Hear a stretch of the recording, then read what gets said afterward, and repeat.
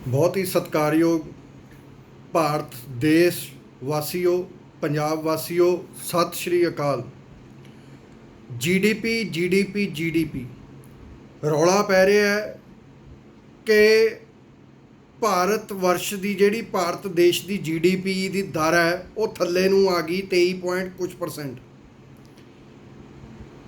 GDP ਹੈ ਕੀ ਹੈ? ਜਿਹੜੇ ਤਾਂ ਕੁਛ ਅਰਥ ਸ਼ਾਸਤਰ ਨੂੰ ਸਮਝਦੇ ਨੇ, ਇਕੋਨਮੀ ਨੂੰ ਸਮਝਦੇ ਨੇ, ਉਹਨਾਂ ਨੂੰ ਤਾਂ ਸਾਰਿਆਂ ਨੂੰ ਹੀ ਪਤਾ ਜੀਡੀਪੀ ਕਿਵੇਂ ਕਾਊਂਟ ਹੁੰਦੀ ਹੈ, ਜੀਡੀਪੀ ਹੁੰਦੀ ਕੀ ਹੈ।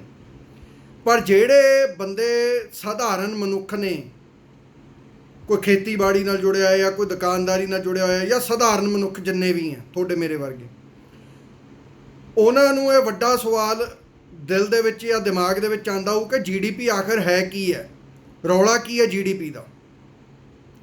ਕੋਸ਼ਿਸ਼ ਕਰ ਰਹੇ ਹਾਂ ਸਮਝਾਉਣ ਦੀ ਜੀਡੀਪੀ ਹੈ ਕੀ। ਜਿਵੇਂ ਇੱਕ ਬੰਦੇ ਦੀ ਸਿਹਤ ਹੁੰਦੀ ਹੈ, ਆਪਾਂ ਸਿਹਤ ਨੂੰ ਨਾਪਣਾ ਹੋਵੇ, ਹੈਲਥ ਨੂੰ ਜਿਹਨੂੰ ਕਹਿੰਦੇ ਆ ਹੈਲਥ ਨੂੰ, ਸਿਹਤ ਨੂੰ ਨਾਪਣਾ ਹੋਵੇ, ਉਹਦੇ ਲਈ ਆਪਾਂ ਕੁਝ ਟੈਸਟ ਕਰਵਾਉਂਦੇ ਆ ਨਾ, ਕਿ ਜਿਹੜੀ ਸਾਡੀ ਬਾਡੀ ਹੈ, ਬਾਡੀ ਦੇ ਅੰਦਰਲੇ ਪਾਸੇ ਕਿਹੜੇ ਚੀਜ਼ ਹੈ ਜਿਹੜੀ ਸਾਨੂੰ ਫਾਇਦਾ ਦੇ ਰਹੀ ਹੈ, ਗੁੱਡ ਹੈਲਥ ਹੈ, ਕਿਹੜੀਆਂ ਸਾਡੀਆਂ ਚੀਜ਼ਾਂ ਨੇ ਜਿਹੜੀਆਂ ਸਾਡੀ ਦੀ ਬੈਡ ਹੈਲਥ ਨੇ। ਇਸ ਤਰ੍ਹਾਂ ਹੀ ਜਿਹੜੀ ਇੱਕ ਜਿਵੇਂ ਬਾਡੀ ਆਪਣਾ ਸਰੀਰ ਹੈ ਨਾ, ਐਵੇਂ ਭਾਰਤ ਆਪਣਾ ਇੱਕ ਸਰੀਰ ਹੈ। ਇਹ ਸਮਝ ਲਓ ਵੀ ਇੱਕ ਚਾਰ ਦੀਵਾਰੀ ਹੈ, ਕੋਈ ਫੈਕਟਰੀ ਦੀ ਲਾ ਲਓ ਜਾਂ ਕਿਸੇ ਦੀ ਪਲਾਟ ਦੀ ਚਾਰ ਦੀਵਾਰੀ ਲਾ ਲਓ। ਉਸ ਚਾਰ ਦੀਵਾਰੀ ਦੇ ਅੰਦਰ ਅਲੱਗ-ਅਲੱਗ ਚੀਜ਼ਾਂ ਲੱਗੀਆਂ ਹੋਈਆਂ ਨੇ।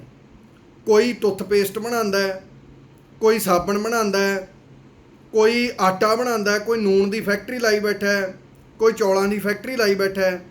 ਐਵੇਂ ਇਕੱਲੀਆਂ ਫੈਕਟਰੀਆਂ ਨਹੀਂ, ਫੈਕਟਰੀਆਂ ਤੋਂ ਇਲਾਵਾ ਜਿਹੜੀ ਸਰਵਿਸ ਇੰਡਸਟਰੀ ਹੈ, ਸਰਵਿਸ ਇੰਡਸਟਰੀ ਕਿਵੇਂ? ਜਿਵੇਂ ਕਿ ਆਪਾਂ ਕਹਿ ਲਓ ਵੀ ਜਿਹੜੀਆਂ ਆਈਟੀ ਕੰਪਨੀਜ਼ ਨੇ, ਇਨਫੋਰਮੇਸ਼ਨ ਟੈਕਨੋਲੋਜੀ, ਕੰਪਿਊਟਰ ਦੇ ਨਾਲ ਜਿਹੜੀਆਂ ਆਯਾਤ ਨਿਰਯਾਤ ਕਰਦੀਆਂ, ਕਿਵੇਂ? ਜਿਵੇਂ ਫੋਰ ਐਗਜ਼ਾਮਪਲ ਮੈਂ ਤੁਹਾਨੂੰ ਦੱਸਦਾ, ਆਪਾਂ ਕਾਰਾਂ ਦੇ ਕਿਸੇ ਵੀ ਉਹਦੇ 'ਤੇ ਗੱਡੀ, ਮੰਨ ਲਓ ਮੈਂ ਐਗਜ਼ਾਮਪਲ ਦੇ ਰਿਹਾ ਛੋਟੇ ਲੈਵਲ ਦੀ ਤਾਂ ਜੋ ਸਾਰਿਆਂ ਨੂੰ ਸਮਝ ਆ ਜਾਵੇ। ਆਪਾਂ ਕਾਰਾਂ ਦੇ ਹਮੇਸ਼ਾ ਜਾ ਕੇ ਕਹਿੰਦੇ ਵੀ ਸਰਵਿਸ ਸਟੇਸ਼ਨ 'ਤੇ ਕਾਰ ਲੈ ਕੇ ਜਾਣੀ ਹੈ, ਉਹਦਾ ਨਾਂ ਸਰਵਿਸ ਸਟੇਸ਼ਨ ਹੈ। ਸਰਵਿਸ ਮਤਲਬ ਕੁਛ ਵਿੱਚ ਪਾਉਣਾ ਨਹੀਂ, ਕੋਈ ਮੈਨੂਫੈਕਚਰ ਨਹੀਂ ਕਰਨਾ, ਕੁਛ ਕੱਢਣਾ ਨਹੀਂ। ਕਰਨਾ ਕੀ ਹੈ? ਸਿਰਫ ਜੋ ਚੀਜ਼ ਆ ਉਹਦੀ ਸਰਵਿਸ ਕਰਕੇ ਦੇਣੀ ਹੈ।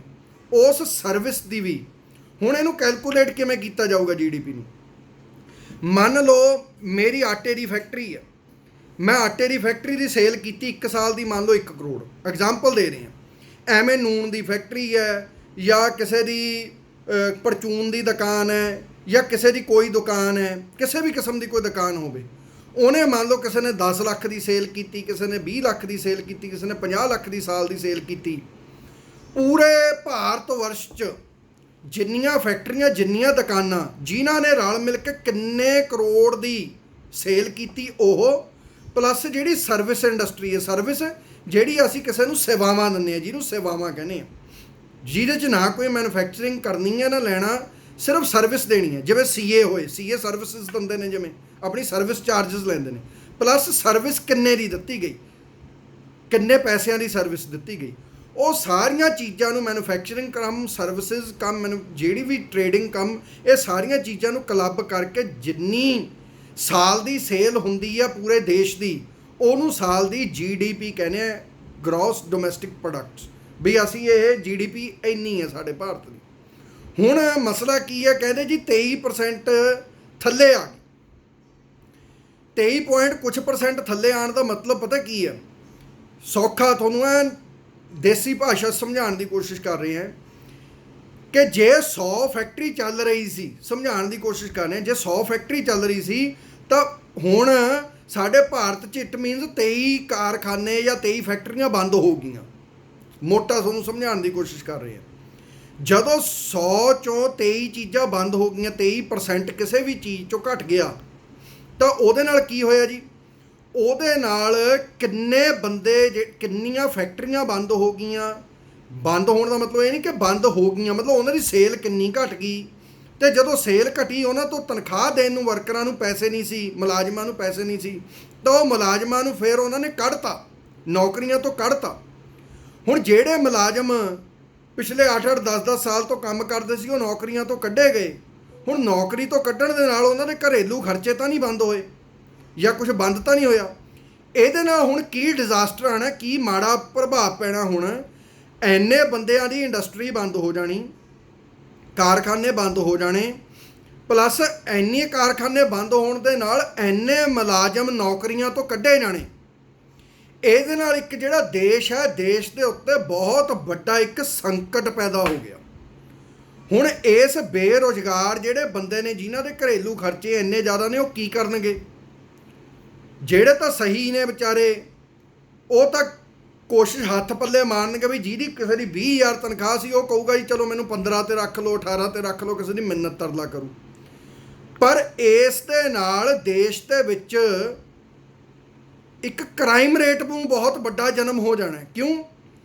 ਕਿਉਂਕਿ ਜਿਹੜੇ ਬੰਦੇ, ਹੁਣ ਦੇਖੋ ਪੈਸੇ ਦੀ ਤਾਂ ਜ਼ਰੂਰਤ ਹਰੇਕ ਨੂੰ ਹੈ, ਹੁਣ ਕਰੂ ਕੀ? ਮਰਦਾ ਕੀ ਨਹੀਂ ਕਰੂਗਾ। ਹੁਣ ਲੁੱਟਾਂ ਖੋਹਾਂ, ਕ੍ਰਾਈਮ ਰੇਟ ਤੇ ਨਸ਼ਾ ਵੀ ਬਹੁਤ ਪ੍ਰਮੋਟ ਹੋਣਾ। ਕਿਉਂ? ਕਿਉਂਕਿ ਜਦੋਂ ਲੋਕਾਂ ਦੇ ਦਿਮਾਗ 'ਤੇ ਟੈਨਸ਼ਨ ਵਧਣੀ ਹੈ ਤਾਂ ਲੋਕਾਂ ਨੇ ਆਪਣੇ ਦਿਮਾਗ ਨੂੰ ਕਿਧਰੇ ਹੋਰ ਪਾਸੇ ਲਾਉਣ ਲਈ ਨਸ਼ੇ ਦੇ ਸਹਾਰੇ ਲੈਣ ਲੱਗ ਜਾਣੇ ਨੇ। ਇਹਦੇ ਨਾਲ ਸਾਡੀ ਜਿਹੜੀ ਦੇਸ਼ ਦੀ ਆਰਥਿਕ ਸਥਿਤੀ ਤਾਂ ਮੰਦਹਾਲੀ 'ਚ ਜਾਣੀ ਹੈ।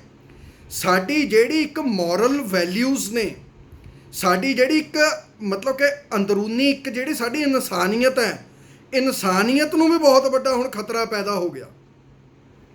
ਇਹ ਹੋਇਆ ਕਿਉਂ? ਇਹ ਹੋਣ ਦਾ ਕਾਰਨ ਕੀ ਹੈ? ਆਪਾਂ ਇਹ ਤਾਂ ਸਮਝਾਤਾ GDP ਦਾ ਅਸਰ ਕੀ ਹੋਊ, GDP ਕੀ ਹੈ, GDP ਦਾ ਅਸਰ ਕੀ ਹੋ ਗਿਆ। ਹੁਣ ਆਪਾਂ ਇਹ ਸਮਝਾਈਏ ਹੋਇਆ ਕਿਉਂ। ਇਹ ਹੋਇਆ, ਇਹ ਇੱਕ ਤਾਂ ਮੇਜਰ ਕਾਰਨ ਚਲੋ ਕਰੋਨਾ ਮੰਨ ਲੈਂਦੇ ਆ ਵੀ ਕਰੋਨਾ ਇੱਕ ਕਾਰਨ ਸੀ, ਵਨ ਆਫ ਦੀ ਰੀਜਨ ਸੀ। ਪਰ ਦੂਸਰਾ ਰੀਜਨ ਇਹ ਸੀ ਕਿ ਸਰਕਾਰਾਂ ਦਾ ਛੋਟੇ ਲੈਵਲ ਦੇ ਦੁਕਾਨਦਾਰੀ ਸਿਸਟਮ ਨੂੰ, ਜਾਂ ਜਿਹੜੀ ਦੁਕਾਨਦਾਰੀ, ਜਿਹੜੀ ਲੋਕਲ ਲੈਵਲ ਦੀ ਦੁਕਾਨਦਾਰੀ ਸਿਸਟਮ ਨੂੰ ਖਤਮ ਕਰਨ ਦਾ ਮਤਲਬ ਕਿ ਇੱਕ ਬਿੱਟ ਵੱਢਣੀ। ਅਤੇ ਜਿਹੜੇ ਉੱਚੇ ਘਰਾਣੇ ਨੇ, ਵੱਡੇ ਘਰਾਣੇ ਨੇ, ਚਾਹੇ ਕੋਈ ਉਹ ਵੱਡੇ ਘਰਾਣਿਆਂ ਦਾ ਅਡਾਨੀ ਹੋਣ, ਅੰਬਾਨੀ ਹੋਣ, ਜਾਂ ਜਿਹੜੇ ਵੱਡੇ ਘਰਾਣੇ ਨੇ, ਉਹਨਾਂ ਨੂੰ ਸਾਰੀਆਂ ਚੀਜ਼ਾਂ ਮਤਲਬ ਕਿ ਉਹਨਾਂ ਨੂੰ ਪਾਵਰਾਂ ਦੇ ਦੇ ਕੇ ਸਾਰੀਆਂ ਚੀਜ਼ਾਂ ਉਹਨਾਂ ਦੇ ਹੱਥ 'ਚ ਦੇਈ ਜਾਣੀਆਂ। ਜਦੋਂ ਇੱਕ ਤਕੜਾ ਘਰਾਨਾ, ਇੱਕ ਤਕੜਾ ਬੰਦਾ ਤਕੜਾ ਹੀ ਹੁੰਦਾ ਚਲੇ ਜਾਊ, ਅਤੇ ਜਿਹੜਾ ਇੱਕ ਮੱਧਮ ਵਰਗ ਦਾ ਬੰਦਾ ਹੈ, ਜਾਂ ਤਾਂ ਉਹ ਮਾਰਿਆ ਜਾਊ, ਜਾਂ ਜਿਹੜਾ ਗਰੀਬੀ ਰੇਖਾ 'ਤੇ ਉਹ ਤਾਂ ਰਗੜਿਆ ਜਾਊ ਬੁਰੀ ਤਰ੍ਹਾਂ ਨਾਲ, ਮੱਧਮ ਵੀ ਰਗੜਿਆ ਜਾਊ ਬਹੁਤ ਬੁਰੀ ਤਰ੍ਹਾਂ ਨਾਲ। ਉਹਦੇ ਨਾਲ ਕੀ ਹੋਣਾ ਹੈ? ਉਹਦੇ ਨਾਲ ਰਿਜ਼ਲਟ ਉਹਦਾ ਇਹ ਨਿਕਲਣਾ ਹੈ ਕਿ ਇਸ ਚੀਜ਼ ਦੇ ਨਾਲ ਮਤਲਬ ਕਿ ਜਿਹੜੀ ਛੋਟੀ ਇੰਡਸਟਰੀ ਹੈ ਜਾਂ ਦੁਕਾਨਦਾਰੀ ਹੈ, ਉਹਦੇ 'ਤੇ ਖਤਰਾ ਪੈ ਜਾਣਾ, ਉਹਦੇ 'ਤੇ ਸੰਕਟ ਪੈ ਜਾਣਾ, ਸੰਕਟ ਮੰਡਰਾ ਰਿਹਾ ਹੁਣ ਉਹਦੇ 'ਤੇ। ਇਸ ਕਰਕੇ ਸਰਕਾਰਾਂ ਦੀ ਜਿਹੜੀ ਮਿਸਪਲੈਨਿੰਗ, ਕਿਉਂਕਿ ਬਹੁਤ ਵੱਡੀ ਸਾਡੀ ਆਬਾਦੀ ਹੈ, 130 ਕਰੋੜ ਤੋਂ ਉੱਤੇ ਦੀ ਭਾਰਤ ਵਰਸ਼ ਦੀ ਆਬਾਦੀ ਹੈ। ਇਹਦੀ ਆਬਾਦੀ ਬਹੁਤ ਜ਼ਿਆਦਾ ਹੋਣ ਕਾਰਨ ਅਸੀਂ ਇਹਨੂੰ ਪਲਾਨ ਆਊਟ ਨਾ ਕਰ ਸਕੇ, ਚੰਗੇ ਅਰਥ ਸ਼ਾਸਤਰੀਆਂ ਤੋਂ ਅਸੀਂ ਸਲਾਹ ਮਸ਼ਵਰੇ ਨਾ ਲੈ ਸਕੇ, ਅਸੀਂ ਇੱਧਰ ਨੂੰ ਧਿਆਨ ਨਾ ਦਿੰਦੇ ਹੋਏ, ਇਕੋਨਮੀ ਕੰਨੀ ਨੂੰ ਧਿਆਨ ਨਾ ਦਿੰਦੇ ਹੋਏ, ਅਸੀਂ ਧਿਆਨ ਕਿਸ ਚੀਜ਼ ਕੰਨੀ ਨੂੰ ਦੇਣ ਲੱਗੇ? ਅਸੀਂ ਧਿਆਨ ਮਤਲਬ ਕਿ ਦੇਸ਼ ਦੀ ਤਰੱਕੀ ਨੂੰ ਛੱਡ ਕੇ ਕਿਸੇ ਹੋਰ ਖਿੱਤਿਆਂ ਵੱਲ ਨੂੰ, ਆਪਣਾ ਸਾਰੀ ਜਨਤਾ ਦਾ, ਸਾਰੇ ਲੋਕਾਂ ਦਾ ਧਿਆਨ ਉੱਧਰ ਨੂੰ ਲਾਤਾ। ਇਹਦੇ ਅਸੀਂ ਹੁਣ ਡਿਜ਼ਾਸਟਰ ਮਤਲਬ ਕਿ ਇਹਦੇ ਜਿਹੜੇ ਡਿਜ਼ਾਸਟਰ ਰਿਜ਼ਲਟਸ ਨੇ, ਉਹ ਅਸੀਂ ਹੁਣ ਭੁਗਤਣ ਨੂੰ ਤਿਆਰ ਰਹੀਏ। ਇਹਦੇ ਜਿਹੜੇ ਰਿਜ਼ਲਟ ਨੇ ਬਹੁਤ ਜਲਦੀ ਸਾਡੇ ਅੱਗੇ ਆਉਣ ਵਾਲੇ ਨੇ। ਇਹਦੇ ਨਾਲ ਸਾਡੇ ਦੇਸ਼ ਦੇ ਉੱਤੇ ਸੰਕਟ ਹੈ ਜਿਹੜਾ ਉਹ ਹੋਰ ਅੱਗੇ ਗੰਭੀਰ ਹੋ ਜਾਣਾ ਹੈ। ਇਸ ਕਰਕੇ ਸਰਕਾਰਾਂ ਨੂੰ ਹੱਥ ਜੋੜ ਕੇ ਬੇਨਤੀ ਹੈ ਨਿਮਰਤਾ ਸਹਿਤ ਕਿ ਬਹੁਤ ਖਤਰੇ ਦੀ ਘੜੀ ਹੈ ਦੇਸ਼ ਦੇ ਉੱਤੇ। ਇਹਨੂੰ ਸੈਂਸਿਟੀਵਿਟੀ ਨਾਲ, ਇਹਨੂੰ ਬਹੁਤ ਧਿਆਨ ਨਾਲ ਸਮਝਿਆ ਜਾਵੇ। ਅਦਰਵਾਈਜ਼ ਜਿਹੜੀ ਮੱਧਮ ਵਰਗ ਤੇ ਛੋਟੇ ਵਰਗ ਦੇ ਬੰਦੇ, ਵਪਾਰੀ, ਉਹ ਤਾਂ ਬਹੁਤ ਬੁਰੀ ਤਰ੍ਹਾਂ ਨਾਲ ਮਾਰੇ ਹੀ ਜਾਣਗੇ, ਬਹੁਤ ਹੀ ਬੁਰੀ ਤਰ੍ਹਾਂ ਨਾਲ। ਪਲੱਸ ਦੇਸ਼ ਦੇ ਵਿੱਚ ਨਸ਼ਾ, ਦੇਸ਼ ਦੇ ਵਿੱਚ ਕ੍ਰਾਈਮ ਰੇਟ ਬਹੁਤ ਜ਼ਿਆਦਾ ਵੱਧ ਜਾਊਗਾ। ਬਹੁਤ ਬਹੁਤ ਧੰਨਵਾਦ ਜੀ ਸਾਰਿਆਂ ਦਾ ਸੁਣਨ ਤੇ ਜੇ ਕਿਸੇ ਨੂੰ ਇਹ ਗੱਲ ਸਮਝ ਆ ਗਈ ਤਾਂ ਇਹਨੂੰ ਵੱਧ ਤੋਂ ਵੱਧ ਅੱਗੇ ਵੀ ਸ਼ੇਅਰ ਕਰੋ। ਬਹੁਤ ਬਹੁਤ ਧੰਨਵਾਦ।